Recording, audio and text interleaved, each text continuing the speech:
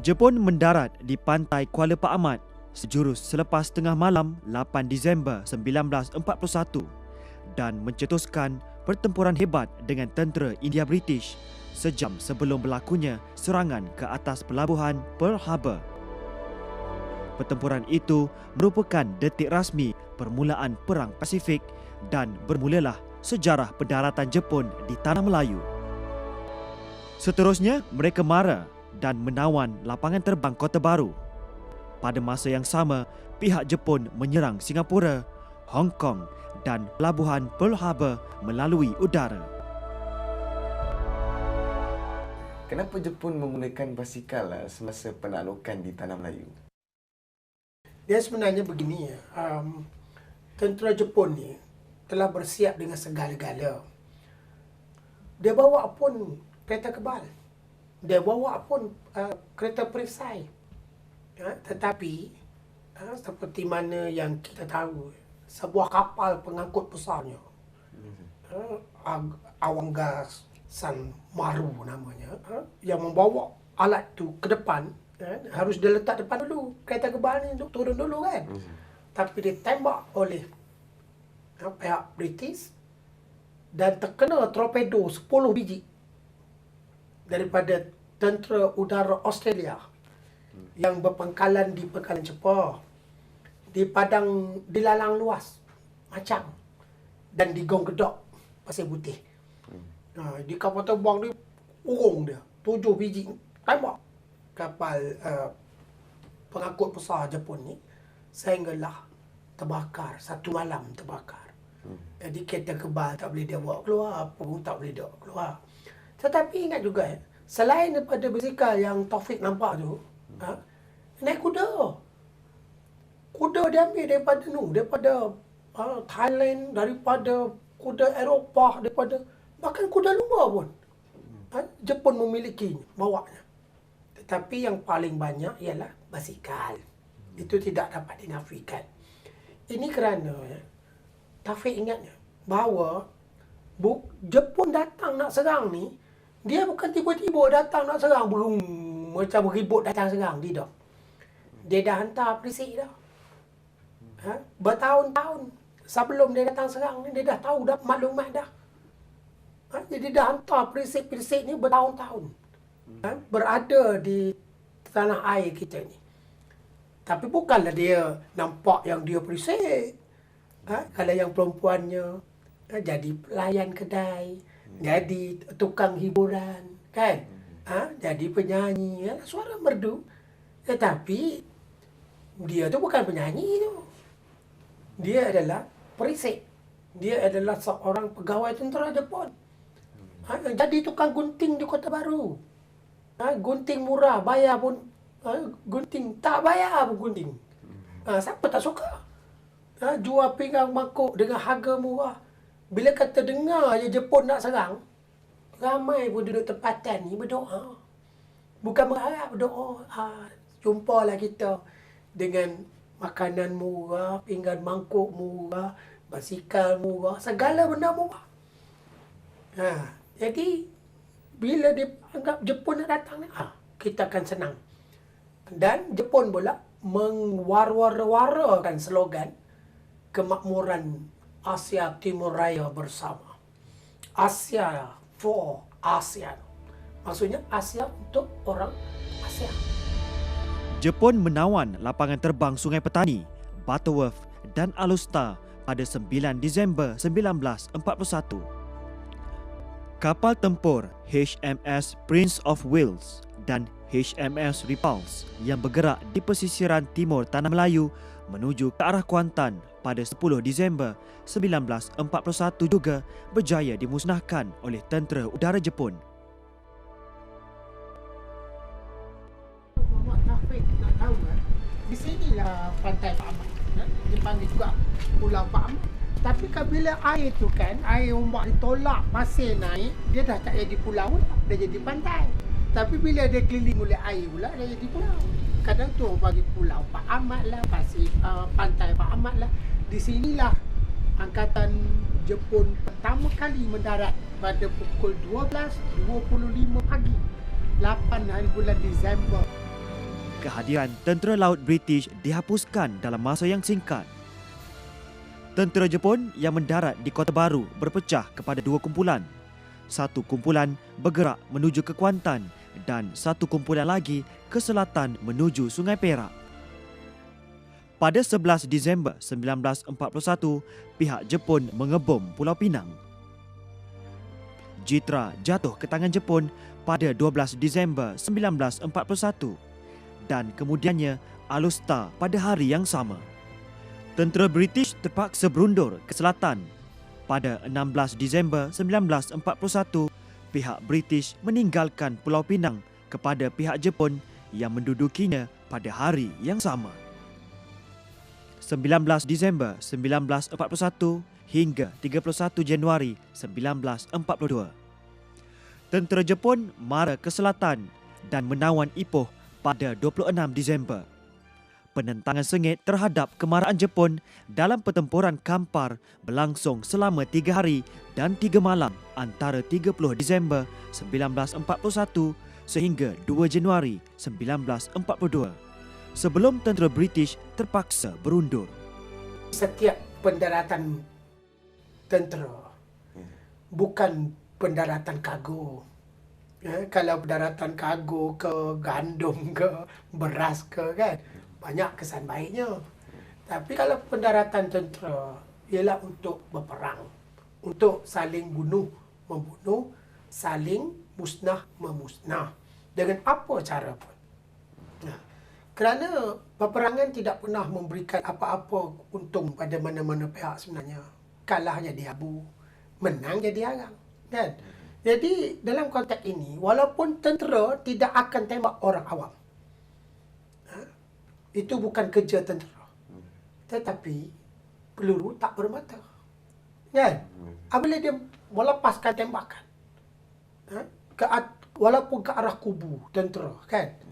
Tetapi akan ada peluru-peluru yang sesat. Dan apabila dia dapat menaluki negeri Kelantan dan seluruhnya dapat menaluki Melaya, kesan yang paling buruk ialah bahawa apa yang dijangkakan oleh penduduk tempatan berlaku sebaliknya pula. Nak dapat makanan murah, barang murah, dapat penampar murah. Kan? Nak dapatkan wang dengan senang. Memang wang dengan senang. Dicopnya di negara kita ni sendiri wang tanpa ada cagaran emas. Di mana-mana. Wujudlah wang pokok pisang. Wang Jepun. Pada 7 Januari 1942, dua pasukan Brigade India Tentera British dipintas dalam pertempuran di Slim River yang memberikan tentera Jepun laluan mudah ke Kuala Lumpur. Pada 9 Januari, kedudukan pasukan British semakin terdesak dan Komander General Wavell memutuskan untuk mengundurkan keseluruhan tentera British ke utara Johor dan meninggalkan Kuala Lumpur yang ditawan tentera Jepun pada 13 Januari. Pertempuran berlanjutan sehingga 18 Januari dan pihak berikat berundur ke Singapura melalui Tambak Johor. Menjelang 31 Januari 1942, keseluruhan tanah Melayu jatuh ke tangan Jepun. 1 Februari hingga 15 Februari 1942. British berundur ke Singapura secara berperingkat-peringkat. Pertempuran yang berlaku menyebabkan ramai tentera British terkorban. Pada 7 Februari 1942, pihak Jepun memulakan serangan ke atas Singapura dengan mendarat di Pulau Ubin bagi menumpukan tembakan kencang ke arah Changi. Pada 10 Februari, tentera Jepun berjaya menjejakkan kaki di Singapura. Regimen Melayu yang diketuai oleh Lieutenant Adnan bin Saidi berjuang menentang Jepun hingga ketitisan darah yang terakhir dan hampir keseluruhan anggota mereka terkorban. Pada 10 Februari 1942, Bukit Timah diserang dan ditawan pada 11 Februari. Pihak berikat menyerah kalah pada 6.10 petang 15 Februari 1942. General Arthur Ernest Percival bagi pihak berikat menandatangani dokumen menyerah diri tanpa syarat. Wang murah Tetapi barang mahal, inflasi melonjak. Nah, kehidupan menjadi sengsara, menjadi susah. Ramai rakyat yang menderita penyakit, kelaparan, tak cukup zat makanan, penyakit khususnya penyakit puru, kudis, sejenis kudis ya, merebak dan mati begitu saja, tidak sampai bawa ke hospital ya. Dan kekurangan zat makanan ini jangan dikatakan lagi lah. Beras tidak cukup, dicatukan pula. Tentulah tentera Jepun akan mencatukan kepada pentadbirnya dulu kan. Bila tidak cukup, rakyat yang jelata ni makanlah apa yang ada. Jadi adalah rakyat yang makan ubi kayu. Dan begitu juga dengan pakaian yang dianggap, yang dijangka murah, mudah dapat ni, susah dapat pula. Ada yang pakai guni pun ada. Ini adalah keburukan yang didatangkan daripada zaman Jepun. Dan Jepun boleh dikatakan memerintah dengan zalim. Walaupun setengah-setengah kesalahan rakyat yang tidak seberapa. Tapi hukumannya tidaklah dibawa ke mahkamah. Sebaliknya menggunakan hukum rimba. Cukup menyayat hati. Ini akibat buruknya kan. Dan walaupun raja-raja Melayu, sultan-sultannya masih bertakhta, seorang sultan pun tidak diturunkan pada zaman Jepun. Jadi dari segi baik ada. Dari segi baiknya, pertama sekali barulah orang Asia, khusus orang Melayu, sedar bahawa bangsa Timur boleh mengalahkan bangsa Barat. Tahun 1905 berlaku peristiwa peperangan di antara Jepun dengan Rusia, sehingga tercetusnya perjanjian Shimonoseki di Vostok. Jadi mulai itu tercetuslah perasaan nasionalisme. Nasionalisme bahawa sudah sampai masa bangsa itu harus mempertahankan dirinya. Askar Melayu yang terlibat, Regimen Askar Melayu dan Askar Melayu Diraja yang terlibat mempertahankan contohnya Singapura, Bukit Gat, Bukit Candu dan sebagainya itu. Kita pernah dengar Kapten Adnan kan. Itu adalah contoh keberanian. Dan kita lihat apabila kita mengharapkan orang luar untuk mempertahankan kita kan, apa sangat. Setelah itu dia cabut lari. Setelah dia rasa dia tak akan tahan, dia lari. Tapi siapakah yang akan kekal di tanah airnya? Bangsa itulah, kita lah. Maka di sinilah timbulnya semangat kebangsaan, bahkan mempercepatkan. Saya tidak kata tidak timbul sebelum ini, ya. Cuma saya mengatakan dia lebih cepat. Dan satu lagi, menimbulkan daya cipta.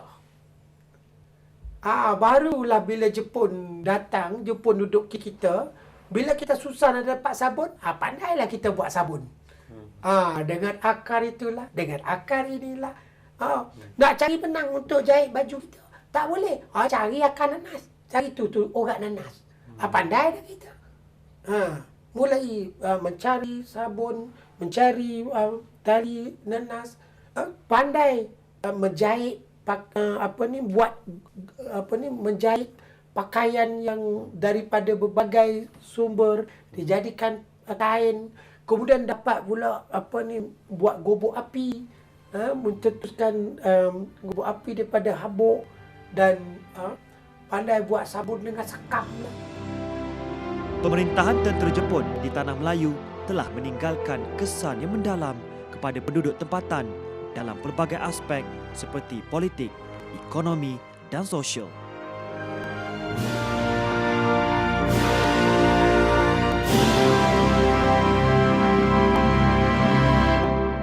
Ingat, negara kita, kitalah yang mempertahankannya.